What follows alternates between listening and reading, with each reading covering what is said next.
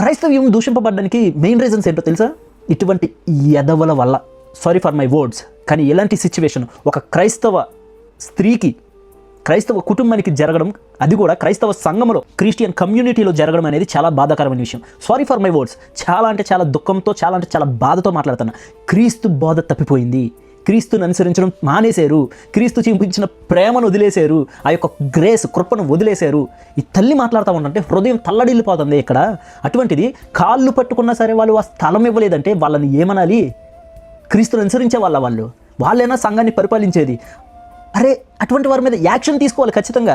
క్రైస్తవులు అన్నవాళ్ళు ఖచ్చితంగా క్రీస్తుని వెంబడించేవారు ఈ యొక్క స్త్రీ పక్షాన నిలబడాలి. తల్లి కోరుకునేది కూడా అదే, నాకు న్యాయం చెయ్యండి, స్థలం దొరకకపోయినా పర్వాలేదు. మళ్ళీ మేము వచ్చాం సార్, మళ్ళీ దత్తగారి దగ్గరికి వెళ్ళమంటే మళ్ళీ ఇంటికి వెళ్ళాం సార్. ఇంటికి వెళ్తే సార్ లేరు, ఫోన్ కూడా లిఫ్ట్ చేయట్లేదు. మళ్ళీ చర్చికి వచ్చాను సార్, పొద్దు నుంచి ఇలాగే తిరుగుతున్నాను సార్.